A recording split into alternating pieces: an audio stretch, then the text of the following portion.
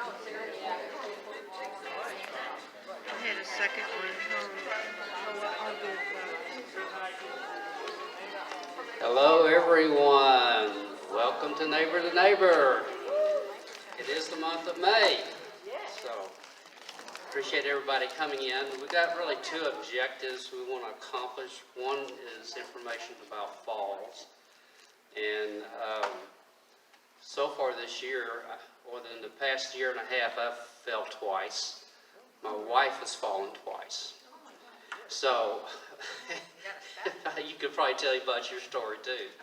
So, but anyway, in the last 3 to 4 years, has anybody else tripped, fell on the floor? It'll happen. It'll happen. So, just kind of give an update on what's coming up. We've got next month, the City of Leesburg Fire Department is going to come in and make a presentation. We've had the county, but we really don't know much about what the City of Leesburg does. So they have more than willing to be able to come in and kind of give us an update on their disaster planning and how they can work with us. And then in July, we have Amy Sweeney. Sweezy. You want to tell a little bit about her? Give him a mic.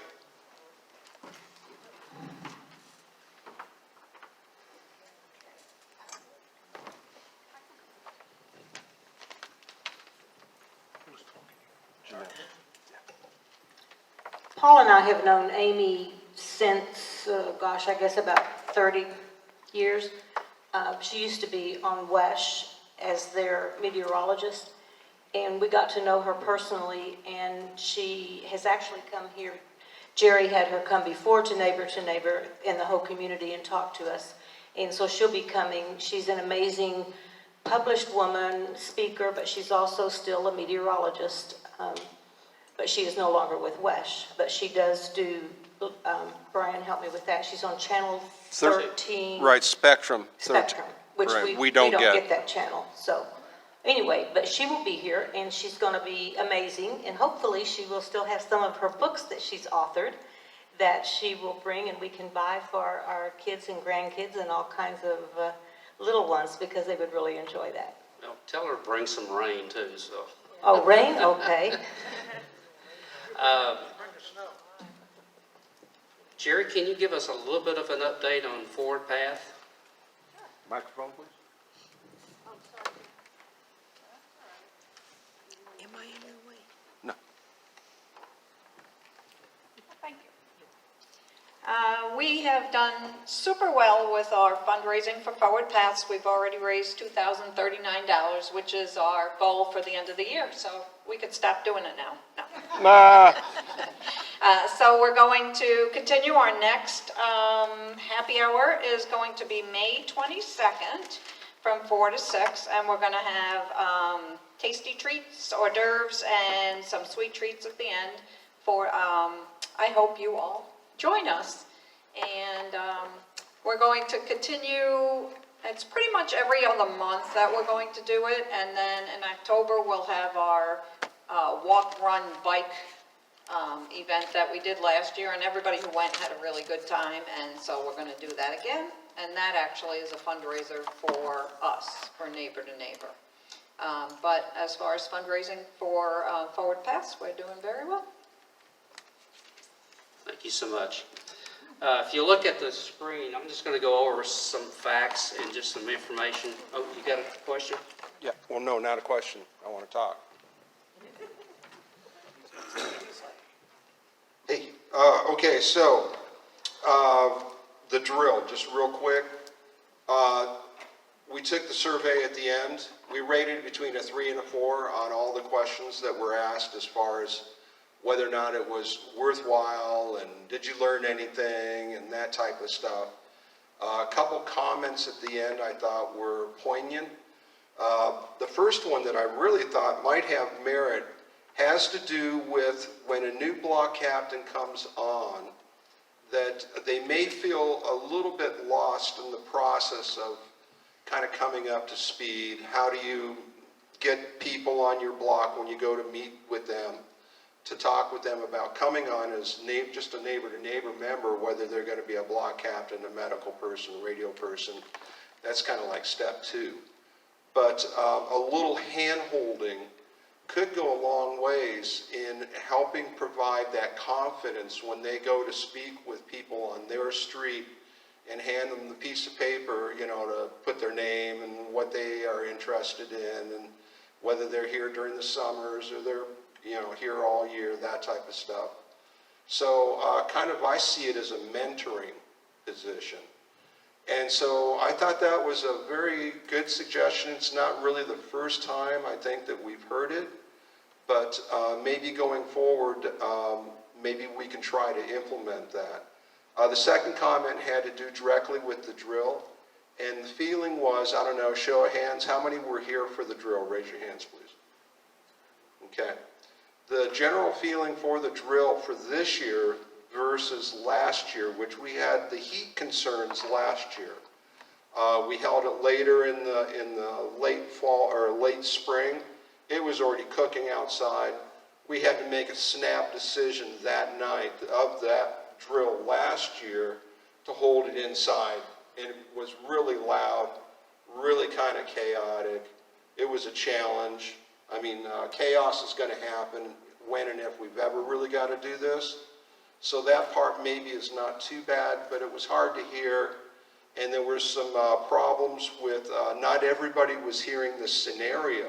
So maybe only one person had that piece of paper, the block captain people, and they kind of globbed onto it. Nobody else got to see what was wrong, what the house condition was, or anything. So this year, as you may recall, we had somebody at the victims table read that so everybody heard the situation all at the same time. So there wasn't just one person knowledgeable. There was the entire, whoever that team was, section 1, 2, 3, 4. Nobody from 5 was here. We only had 4 sections for that drill. So I thought it was a very good comment, that said that this year was considerably better than last year was. And I think it went better as well. I don't know. Show of hands, better? Show of hands, worse? Woo! Okay. Well, that's about it. We continue to kind of maintain the current level of block captains. We are down some radio people now. And Section 1 is going to have a challenge. We need radio people in Section 1. If you know anybody that might be interested in being a radio person, there's 2 main positions. One is a roaming radio, which would be moving around through the section, and then that stationary radio location where everybody would go to. That's like the main focal point for communications to Gary down here, to get to the Lake County Emergency Office down in Tavares.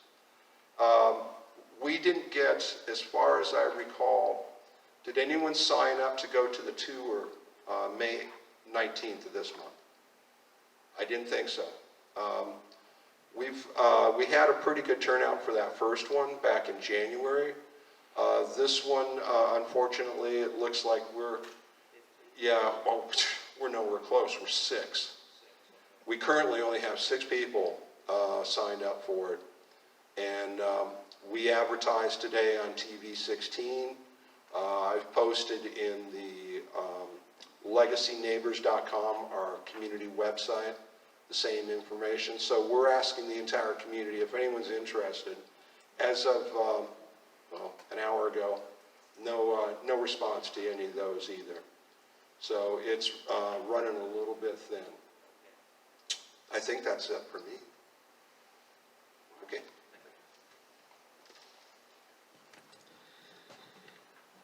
Okay, on the first slide, just some statistics. 1 out of 5 falls can cause a serious injury. And each year, 3 million older people are treated at emergency centers. Over 800,000 patients a year are hospitalized as a result of the fall. 300,000 older people are hospitalized for hip fractures. And the other issue also is traumatic head injuries, because a lot of cases when you fall, if you're not blocking it with another part of your body and your head hits the floor, that's a long distance to go down to hit a concrete floor or whatever. So it's something to be mindful of. We hope that no one ever has to experience that in our community, but again, just to be mindful of that, it can be a serious concern.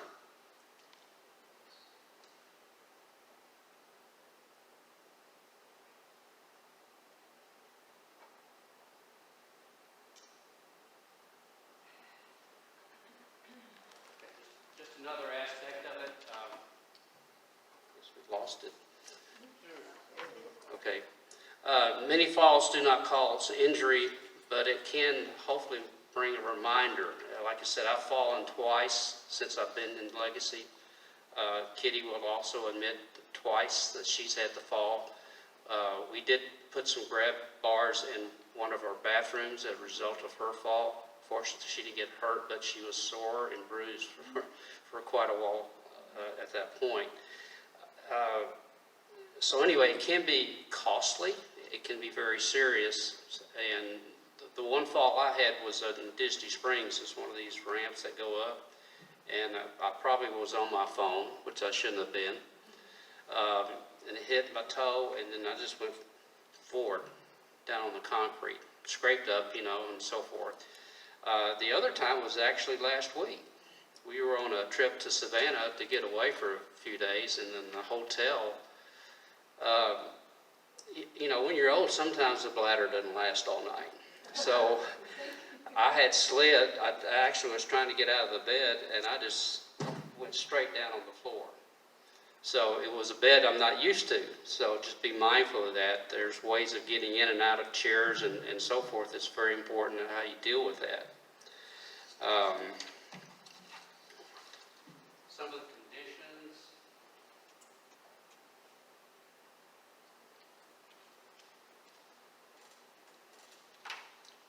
There's value in exercise. Sometimes when you have weak extremities, muscles and so forth, or even bones that may be a tendency to osteoporosis and other type of factors that can, sometimes you may have difficulties walking in balance. And I think a lot of times be mindful of medications you take. Now, I use a sleep aid called trazodone. Use that at night, 50 milligrams. But it is classified as an antidepressant, and it will make you drowsy. So usually I try to take that and then go to bed. But at the same time, if you have to get up at night, just be mindful of the traffic or where you have to go, whether it's to the restroom or get a drink of water in the kitchen. Sometimes vision problems can affect people. Foot pain, I know diabetics sometimes have problems with sensories in their feet or losing feelings. And sometimes you can lose your balance by not knowing your sensory response to the rest of your body. And then the biggest thing, I think, is home hazards. Just be mindful of the things, the paths you take. Sometimes we're creatures of habit. And I know one time we were packing to go on a trip, and one of the suitcases was right on the inside as I walk into the bedroom. Well, it was at night, and I just went straight, and then my right foot hit that bag, and of course I didn't totally fall, but I was looking for some place to brace myself. So be mindful of your setting. That's very important. I don't want to interrupt, but that instance right there that you brought up about your bag, Yeah. one Can you of give him our a mic? owners did that and died that night. Really? Did you guys all hear that? Okay, could you please use the mic?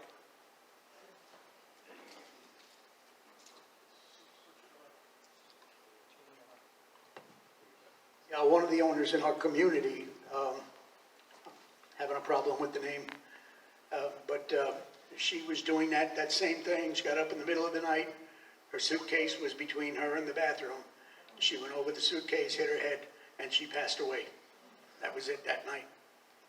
So falls are dangerous, and hazards in your home. I've been a victim of it myself. You got to be careful. Yeah. I'm going to give you, after the presentation of my part of it, I've got a checklist that I will give that you can go back and, now sometimes what I would do is incorporate a friend or family member or neighbor just to help you to walk through it and just take a look at things that you may not see that they may, and so forth. There's another one I'm going to give to Brian electronically later. It's from the Consumer Product Safety Commission, Safety for Older Consumers Home Safety Checklist. This is very, very thorough. It covers a lot of areas. It's about 7 or 8 pages long, so I didn't have the paper or the time to print that out. But I will get that to Brian and make sure every one of you have this document. If I was going to choose one document that I've looked at over the past year, I would have to take this one document, and I would be very effectively trying to understand and safeguard my home. So again, it's from the U.S. Consumer Product Safety Commission. Next slide. Okay, how to make, now these are just the highlights of it, how to make your home a little safer, get rid of things that you could trip over. And I would say also, have any of you ever tripped over your pet? I mean, sometimes they're unassuming of whether a cat or a dog, they're going to go where they want to go, and then if you're not mindful of it, it's very easy to trip over your own pet, so just be mindful of that also. Look at the type of area rugs. Now, we have a large rug in our living area. It's about, I guess, 14 by 18, so it lays flat. It's very good. But self-adherent back in your bathrooms, the type of rugs, take a look at that. Also things that could, like in your shower, if you don't have things built into the shower, about either having grab bars and so forth is very important. Make sure your home has a lot of lighting that's effective. Now, we've been changing our lighting to LED mainly for the energy cost, but you can get a brighter bulb because of the lower wattage in your lamps. So we try to go pretty high on that one. I'd highly consider safety lighting in the home. We have several lights in it with different colors. We have ones that change color. So in the bedroom we have red. It does have a glow, but not bad. In the part of the kitchen, it's more of a white light. So if I have to get up and walk around the house at night, I can pretty well navigate pretty safe. So look at those type of things too. When you're stocking your cabinets and shelves, make sure the things that are common, that you use the most, are at your access level of getting things, and keep the other things up high that you may not.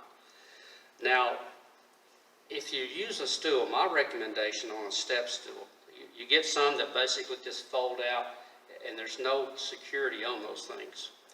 The one I have has a bar on it. It's a 2-step thing with a bar. Just be mindful of what you do and how you, even picture before you get up if you need to get something that's above the refrigerator. How are you going to navigate that? So be very careful. Because like I say, our floors are tile, and tile is very hard on the body. So, same thing if there's areas you need to change, like batteries and smoke alarms. I can get the 4 in my house. There's one I can't get to because we have the big ceilings. So I'm not even going to attempt that one. Now, I'm talking to someone that may be able to come in a community, provide it as a service. I think the fire department at one time did it, but I don't think they're doing it anymore. Does anybody know?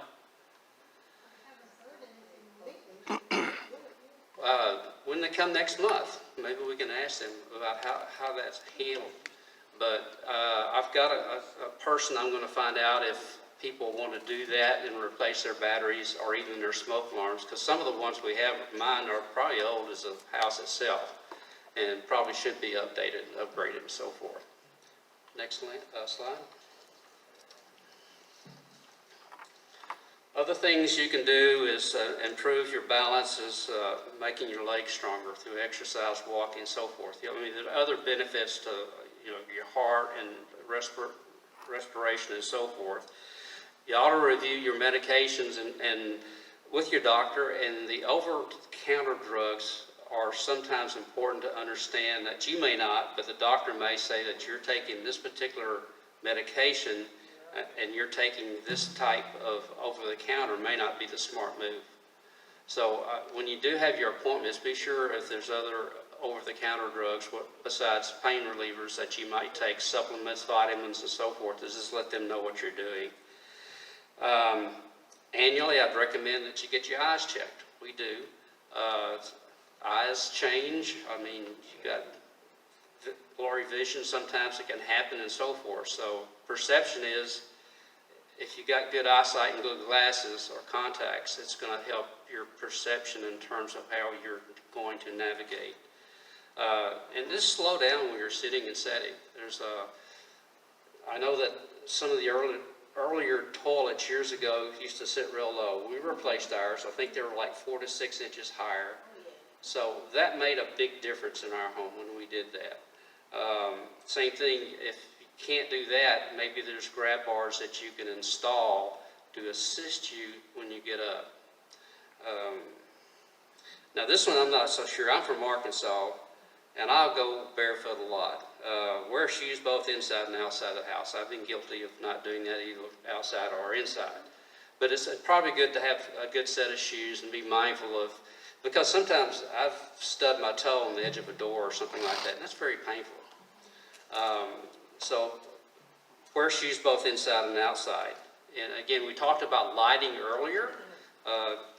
Some of the newer LED lights can give you more illuminations.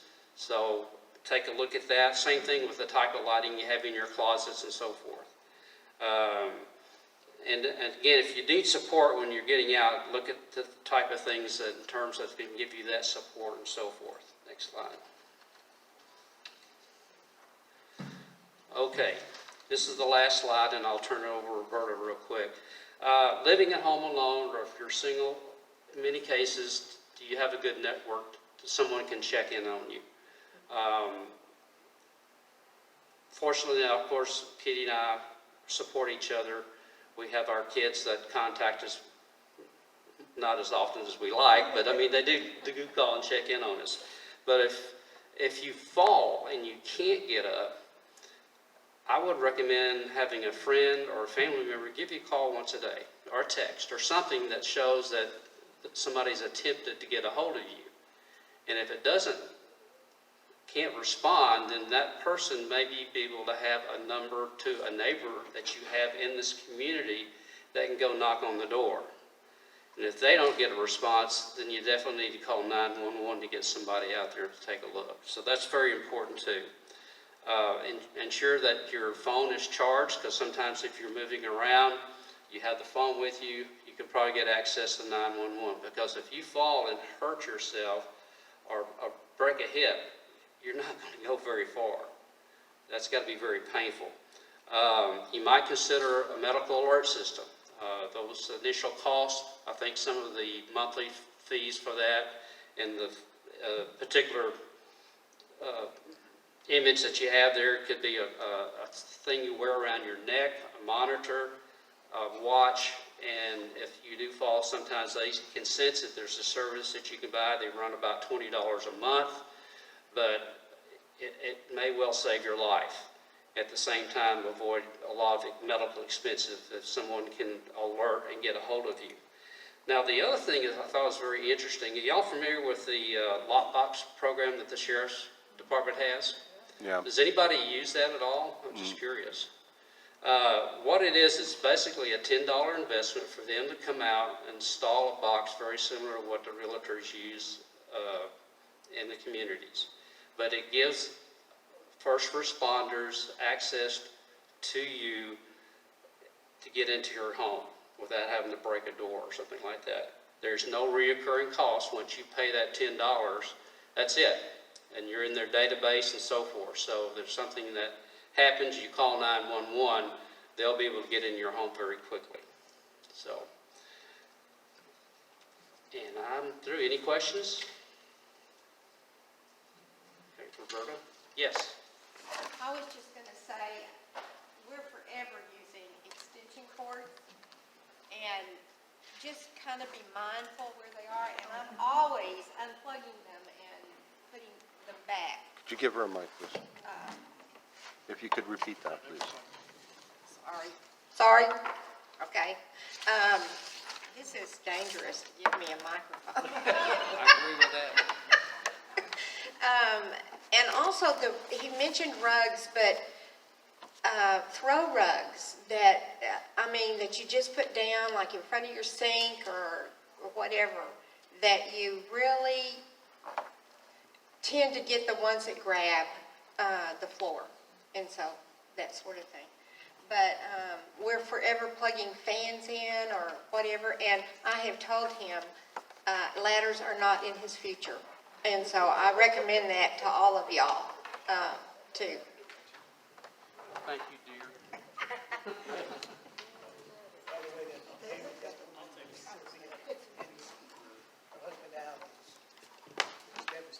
Roberta, can you go to the podium when you talk? I'm sorry? Can you go to the podium? When you Well, I had a lady that fell in her backyard. Microphone. Oh, I'm sorry. And she fell and she didn't have her phone. And anyway, she laid there for about an hour before she had someone come check on her. And she was so thankful that she had, but she made the lady promise that before she called 911 to help her up, she needed to take the curlers out of her hair and put her makeup on. And so I just laughed at that. I just thought, good grief, 911, but still, she did that. She was 80 years old.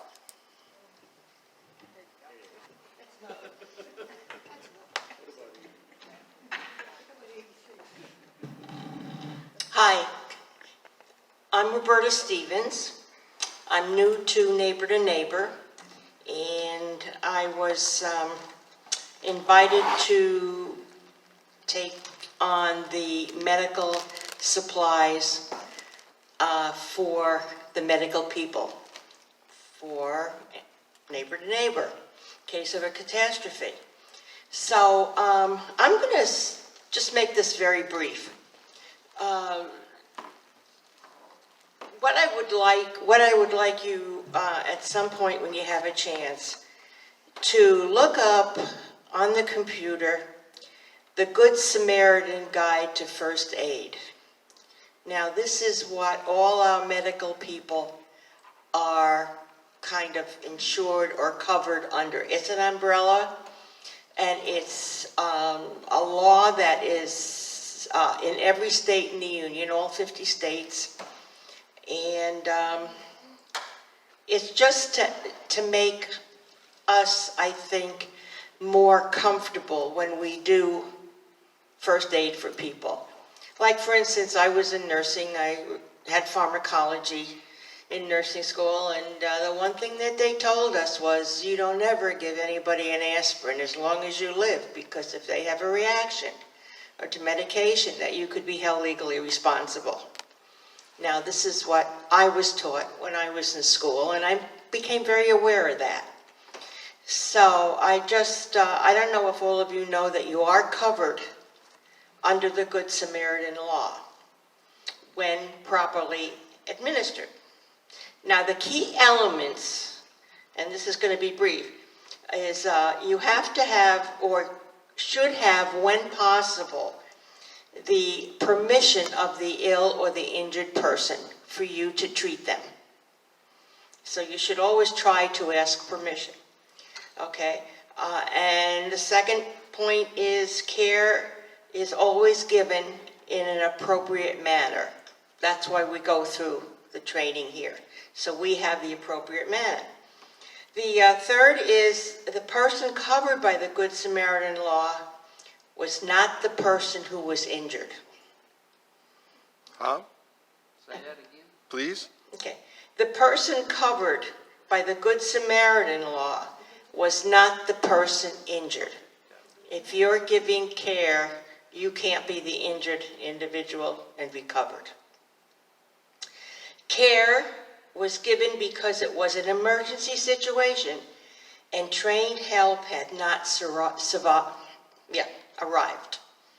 Okay, so care was given because it was an emergency situation and trained help had not yet arrived. Also, the Good Samaritan Law is meant to protect those who come to the aid of others for no other reason than kindness. Okay, you can't say, okay, I put a tourniquet on you, I'm going to charge you because I did that. You can't have any benefit out of it. It's out of your own goodwill and your own kindness. And you know, there are people out there that are looking for a dime every once in a while. Okay, and it also provides immunity from civil damages for personal injuries, even including death, that the result from ordinary negligence. Ordinary negligence. Gross negligence is different. And like I say, these points I'm just bringing up right now, it's brief, but if you want more information, you can go to the internet and look up Good Samaritan Guide to First Aid, and they will give you all the information you need. Okay? Now, what I was talking to Larry last Friday, where we had in relating to his first comments this evening. We're sitting there, and I wanted to get up and get a piece of paper. We have chairs on rollers, coasters. I got up and went flying, and there was Larry. It just so happened. And he had to get my husband because I'm no lightweight, and they both had to get me up off the floor. So, but it was all done in good spirits, and I'm fine, but accidents do happen. Okay. I'm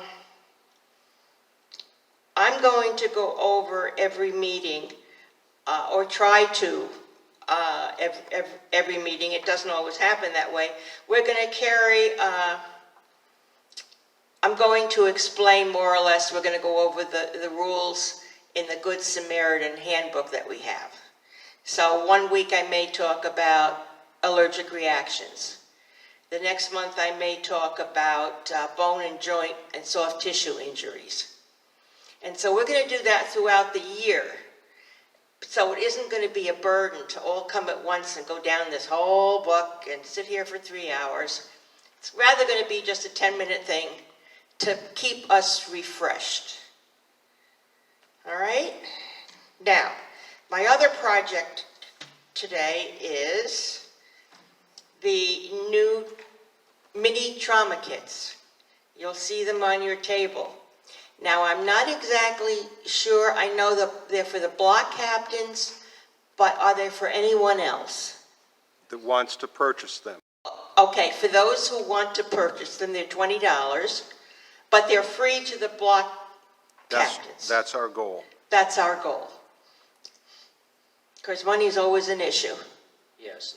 Right now, I think we have built 15 to 16 of these kits. I've got supplies coming in to build an additional 35. So and I think there were some other people in the community, Chris DeBow, I think, bought one, if I'm not mistaken. So the word is kind of getting out, and if there's other people that want to get these things, we will build them and continue to do that. But we should have enough, what do you need, 44 roughly? Yeah, 44, 45. Okay, so 35 plus the 14 or 15 we already have, we'll have enough for the block captains. And then I've got two good sources that we can get these to build these for around $17 roughly. So so just be mindful of that. And if you do have a neighbor, somebody that asks about it, say, well, you know, we can build these things and you know, sell them for a donation of some sort. Okay. Deborah's not here. Is Deborah there? No, she's not here. All right, so she had made an offer to help supplement. Right. Okay, so Deborah Height, our new treasurer, she had made a offer to provide funding for these bags. I'm not sure exactly where we stand on that. Did we accept this offer? Yes. Okay. So I believe it was a $600, Actually, around about $550. $550 donation to Neighbor to help provide these bags to the block captains. So if you happen to see Deborah, we might want to say a grateful thank you very much. That's substantial. Okay, onward. So now the mini trauma kit. All right, inside of it is a list of all the items that are inside, okay? Should we open the bag and take a look? We can. Okay. I have a bag here, if you folks want to open up your bag at your table. I'm not going to explain every single item in here because I don't think it's necessary. We all know what you use a Band-Aid for. But in the kit, okay, we have the 4-inch Israeli compression bandage. Okay, and that's basically this. I don't know, if somebody wants to come up, we can demonstrate it if you want.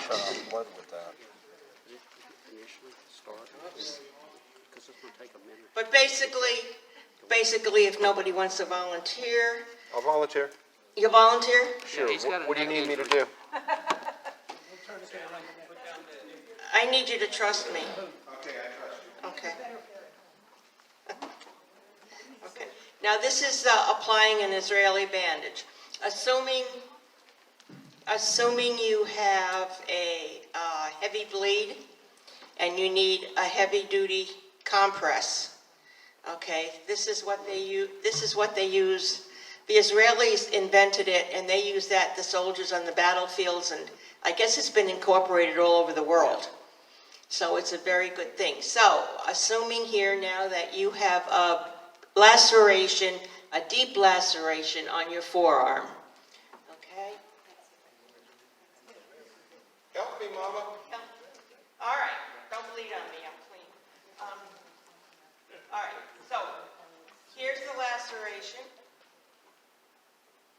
Okay, so we're going to take the bandage and we're going to put it as snug as we possibly can.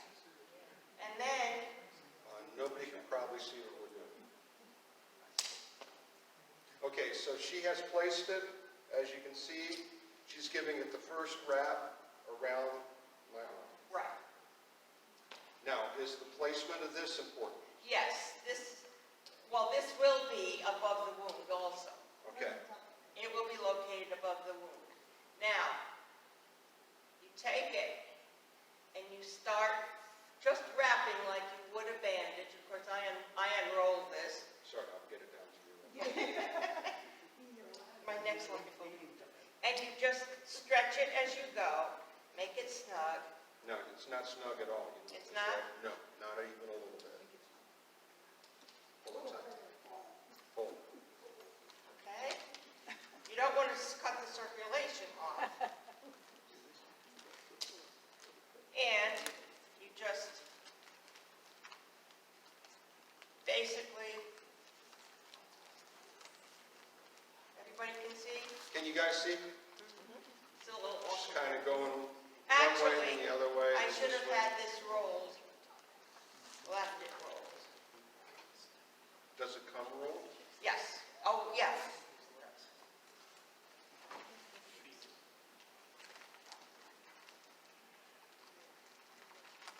And you're always leaving this here, but getting your bandage wrapped as close to that compression pad as you can.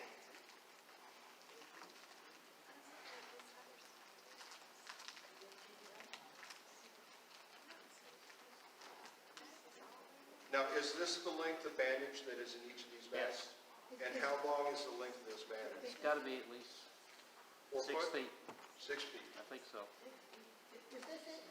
Yes. The green bag inside, the sealed green bag, is the Israeli bandage. It will look like this. That one's gray. Yours are green.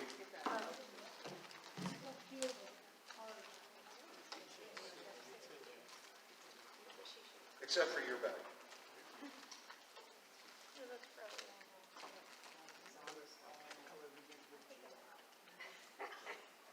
Now we gotta, this comes with a cut in here. This is going to be a clip that you would put over the outside to keep it in place. So from what I recall, I'm learning this too. Okay. and you take that and you're going to find a place where you can clip that. Onto the bandage. There. And he's good to go. It feels snug. It's not tourniquet snug, but it is snug. Yeah, you want to keep circulation. We will cover this more and in depth when we talk about bleeding. We'll have a short session on the bleed and how to well, we know what recognizing it is, but somebody's bleeding, but different types of bleeds, and we will go over that. And I think that's on our agenda maybe for July. Actually, we'll move that out. We got the weather. Oh, okay, we got the weatherman coming, so we're going to have to move weather lady. I don't know, are you supposed to use it? That was a funny. Anyway, so that'll be in the future then. So we're not going to do that right away. So anyway, that's mostly the new thing that we're not familiar with. Okay? Then, seems kind of, you've got your rubber gloves. Okay. You've got 2 tongue depressors in there, and we all know that in case of epilepsy, or you need to put a splint even perhaps on a finger. So we all know about that. Comes with a scalpel. Now, I don't know if your other kids have a scalpel in them or not. Okay, comes with a scalpel. In case you, I don't know why I'd want to use a scalpel on somebody unless it's to take a splinter out or something. And this here, okay, in the little red pouch is the guard when you're giving CPR. Now, I was told that they have stopped doing the rescue breathing. That's the last thing I read. I used to carry one in my purse. That they stopped doing the rescue breathing? Is it a cardiac? No. I would imagine that couldn't work if the person was unable to breathe. You have to breathe for them. Well, the question was, go Sally. Sally, it's on. Yeah, the question was, I heard or read somewhere not too long ago that the rescue breathing is not really, you know, you used to pump for so many times and then you would take a breath, and, you know, do a breath and then you would pump the heart and then take a breath. They've done away with the breathing part. It's just the cardio compressions that they're doing now. That doesn't make any sense to me because you're not getting air into the lungs. Bill Hilchey taught us not too long ago that that is not true, that it is still full compression with breaths. Okay. 15 to 2, right? 15 to? Yes. That's good to know because, as I said, 15, I've heard 15 differently. Yeah, no. Can look that up and talk to somebody, but it just doesn't make sense to me, I guess. I mean, you're trying to get air into the lungs to get that exchange of oxygen. If the air isn't getting in there, person's not getting any oxygen. So their heart could be beating, but they're in trouble. Yes? The non-breath CPR is for 5 minutes only. You can do compressions only for 5 minutes. After that, you're depleted of any oxygen that would remain in your lungs. that's when you have to start breathing through the respirator. Did everybody get that? For the first 5 minutes, you can do only the palpitations to keep the heart pumping. Repeat that for us? And if the victim is not breathing after that 5 minutes, then you can start, or you should start, the breathing. CPR, okay? Go ahead, Carl. Yes, just to reiterate what you said, there's a 5-minute period. That's you actually visualizing somebody going down. You see them go down, you can start CPR on that person, and you can do just compressions for 5 minutes without doing any breath, because there is a residual amount of oxygen still in your bloodstream. Mike to the mouth. Thanks. There's still a residual amount of oxygen in your bloodstream that manages to get back to your lungs and gets reintroduced into your bloodstream. Right, After that 5 minutes, you have to start, right, because your body's not, the lungs aren't right? And hopefully expanding, the blood isn't getting into the body. And hopefully you have an AED handy so that you can do resuscitation with an AED. Right, and I do know there's one over by the office. I think there's one here by the pool, or It's right here. by the, It's in the kitchen. oh, in the kitchen, okay. And then a second one, or a third one at the office that can be sent somewhere. And they all have instructions on them, so it doesn't, you don't have to be a rocket scientist to use them. They come with very good instructions on the cover.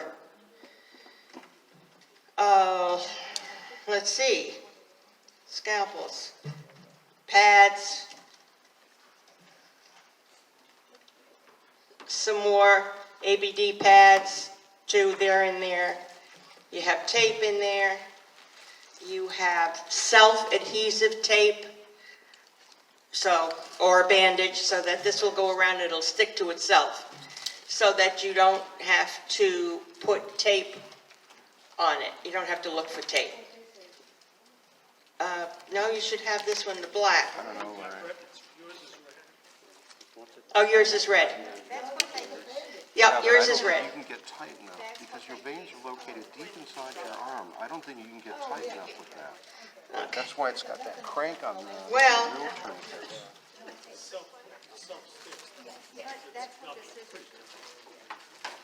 I left this here. I should be able to make you scream in pain. That's how tight it needs to get. You'll be wanting to pull out your .45 service revolver and shoot me in the head. And you can use this, tie it around somebody to use it as a tourniquet. Talk to Carl. Okay. Yeah, run it past Carl. And here's the other one, the locking tourniquet. You all know that, right? No. No, we don't. I'm sorry? You don't know? No. Okay. Because after this, if anybody wants to come over and look at this stuff, yeah, yours is blue. This has a little clip in it. Pull it out. Wrap it around the person as tight as you can get it. But you can pull it too. Then you put it in here and you pull this and it can, kind of like the girl in the airline, you know, where she's pulling the, she's pulling that thing. My concern is that you can't shove Okay, so blood supply inside a that's what fly, this is. or- So that's also a tourniquet. I don't think you can With put this, pressure on it to shut it down. you have 4-inch, 4x4 length gauze roll, and this is stretchable. Okay, so that's another thing that you can, it stretches. While it stretches, you can add pressure to it. It can add pressure to the wound, help stop the bleeding.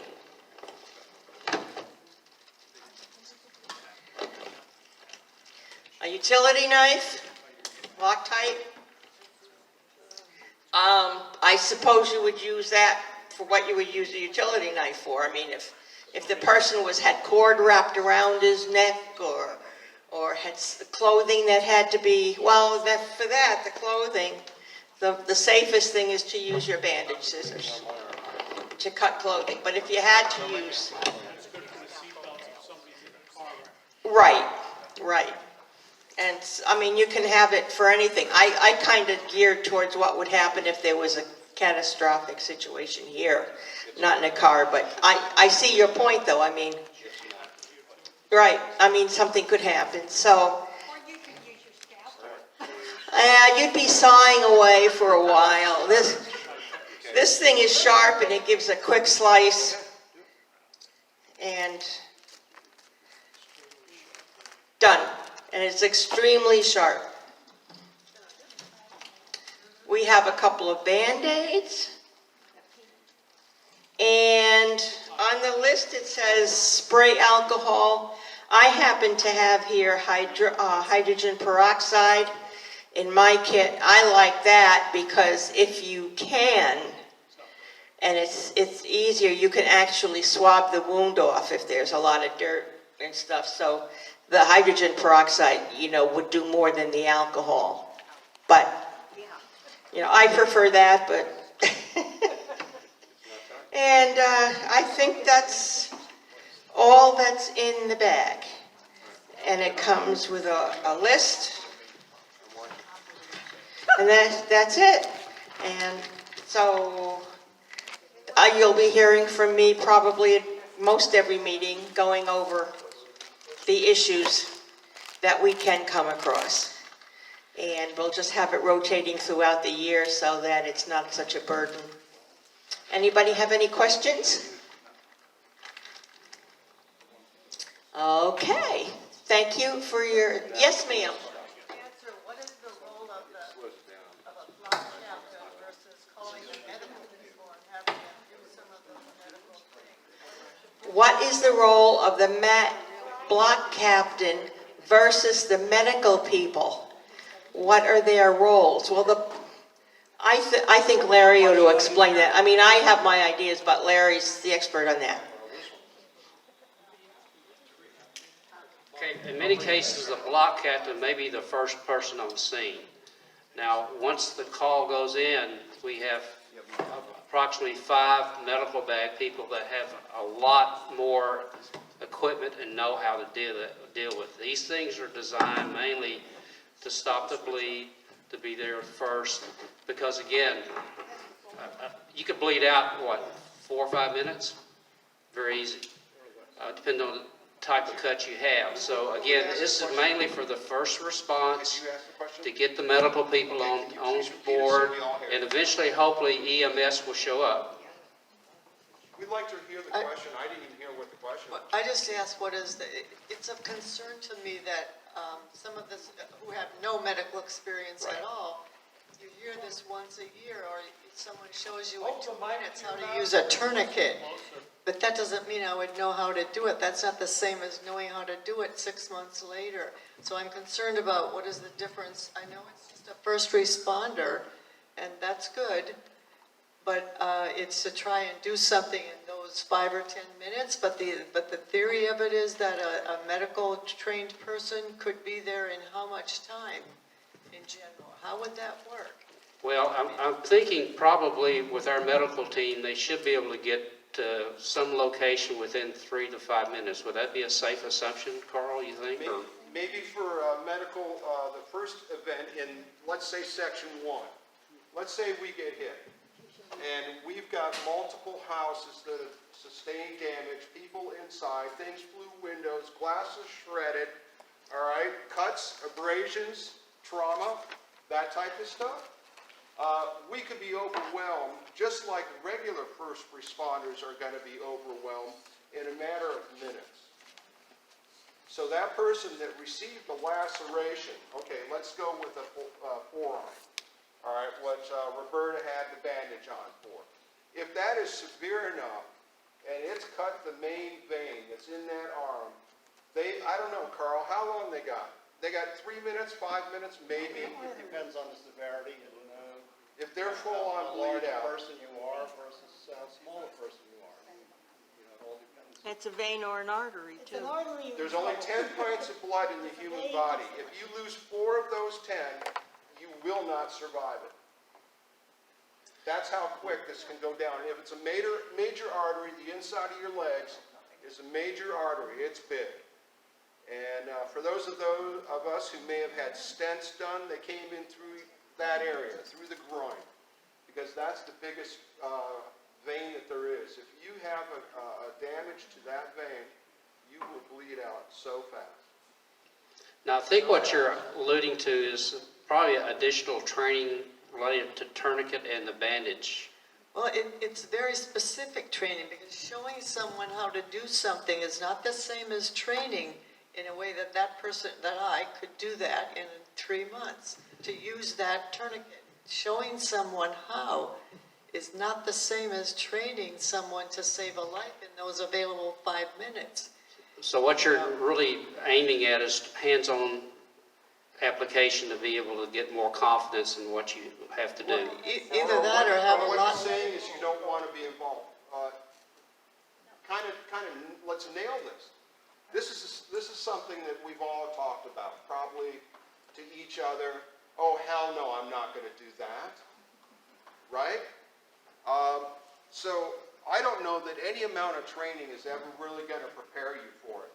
But when you have the ability, I won't say responsibility, but the ability to possibly make a difference, whether Gary lives or dies because of your actions or lack of. All right? You may choose to give it your best effort based upon the measly little training that we've had in these meetings. Okay? You see it often enough. We talk about it. This is how you put a tourniquet on, and we practice. Can you hand me my phone? And we practice. I don't know if we can practice enough that you would ever be totally proficient and kind of at ease with doing it. I'd be freaking the hell out if I had to do that on somebody. I don't know about you guys, but I'm going to be freaking out. But I can tell you, I'm going to do it because it makes a difference between life and death, possibly. Brian? Yo, Also, you have to remember that in our case, with the amount of training that we all get here, that's why we're covered by the Good Samaritan Law. Now, if you were trained with the Red Cross, then you're covered by them, but that's much more involved. We're just being asked to, we're the first on the scene, a person is bleeding, Please. a person is bleeding out or has a projectile stuck in his eye or something like that, and there's nobody else around. Well, no matter what you do to help that person, even if it isn't according to the book, if you help that person and it's not a gross negligence on your part. Define gross negligence, please. Well, gross negligence would be, for instance, if they have a roofer has those nail guns or something, and has it coming out of his eye. Well, yeah, I mean, the common sense would be to leave it there. Now, if you're taking that, looking at that nail and saying, well, I'm going to push it through. Now, that's gross negligence. That's just gross. It's just gross. I'm just trying to give an example here.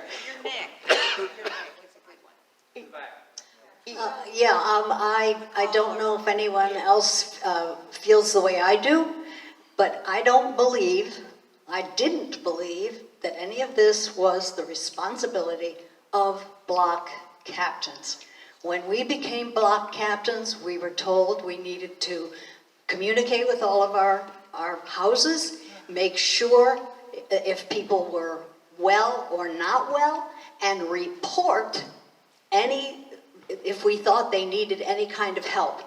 We were told we didn't have any responsibility to touch anyone, I could hand them a Band-Aid, but if this is now the role of block captain, I'm going to change to a different committee because I did not understand that this was my role at all. I would say 100% that role has not changed. What we're saying is if you have that opportunity, an unfortunate opportunity for at least one of the people, right? If you have that opportunity to save their lives, which could be needed really, really quick, we're giving you the tools to try to help if you can. If you don't want, no, that's okay. Everybody, each of us makes our own personal decision on. first aid committee? I mean, that was the one that was supposed to be really trained. Roberta is the chair of the first aid committee. Is there still a microphone over there? Can you hand it to me, please? Thank you. So that is still in place. We still have medical teams. Each section, unfortunately, because we don't have that many volunteers, but we do have at least one medical person in every section, the 5 sections that we're split into. So we have 5 medical people currently. We would like more, definitely, just like radio people, definitely, just like block captains, definitely.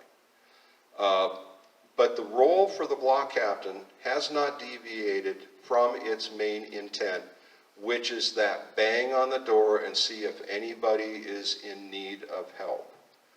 And Call for help. your responsibility really stops there. You can report, just like we did in the drill, there is a medical issue, head trauma, a male, 71 years old, head trauma, send EMS, and, whatever, right?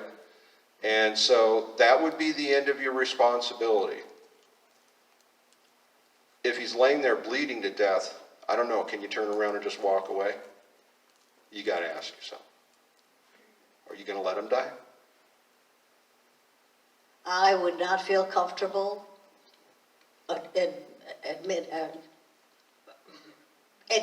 giving any sort of support. I wouldn't. I mean, if somebody's in the room and said, I know how to put on a tourniquet, fine, I reach in my bag and give them the tourniquet. I'm sorry, that's just not what I feel the role of a block captain is to administer any kind of medical help. And I don't know, I may be all alone here. Well, No, not necessarily. Forget No, the not tourniquet. necessarily. Forget the tourniquet for a minute. If you walk in and somebody's bleeding heavily from a head wound and has a laceration, you're going to take at least, if it's your own family or your own kid, you're going to take a wet washcloth or a washcloth, and you're going to put that washcloth and your hand on that laceration to try to slow down the bleeding, right? Well, this is all that I think basically we're asking the block captains to do. They're not going to do any If true... you are comfortable, that is... If you're comfortable, You got to right. have the disclaimer right Right. there. But I mean, you can... I don't know whether you would need everything that's in the trauma kit. That would be up to you, to use it or not. But if I had a laceration across my arm, let's say, and you can just take a rolled bandage and wrap it around, well, that's doing something. That's doing something. And I think there's a quote from the Spanish something years and years ago where it says, to the fallen soldier, the first person to him on the battlefield will be the one that saves his life. And so that's something to think about. And it's not a burden. It means that you may be in a position just by putting that rolled bandage around the person's leg. I'm not going to say you can save his life, but you don't have to. But you're doing something to help that person. I'll give you an example, for instance, when Loretta fell over the cat and broke her foot. Well, she called me up, and I came over, and I just made sure she was comfortable, and everything was, okay. And this is no first aid involved. And I said, you got a bag of peas in your refrigerator. She opened the freezer, grabbed the frozen vegetables, and threw Right, I opened the freezer, grabbed a bag of peas, and put it on her foot. That's to keep the swelling down. I knew enough that I would say that if you get this kind of information throughout the year, it's going to come back to you. It's going to, when something like this happens, now, you're going to know that you got to get ice on that ankle or that foot. It's just automatic. I mean, I don't know. It's just a thing you do. But if you can't, then that's your option. If you're not comfortable with it, you have that right. Yes, and like I say, I wouldn't take a bag personally if you're not comfortable with it. All right, Alice bottom has a line. question. I didn't have a question. I'm siding with Shelley only because I am not a medical person. I have no medical training. I don't plan on getting any, but there are people who are here who have that medical training, and you obviously do. 20 years ago. Doesn't matter. It comes back to nurses very quickly. But what I'm saying is we all have our roles. The roles of the block captain are not those of the medical team. And what Shelley is saying, she can report it. And that report has to go to the radio person, whomever. The radio person then calls into the central office. Those are the roles. That's what we're trying to do when we're doing role playing. The block captains are assessing a whole big area. They cannot stop. They can't. It's a triage type of thing. Okay, who's worse, right? They have to assess it. So I think the role of a block captain, if they can, they can apply whatever medical expertise they may have, but if I was a block captain, I could not do that because I can't even see blood. So medical doesn't help me, but I can be a radio person. So everybody has their strengths and everybody should follow their roles.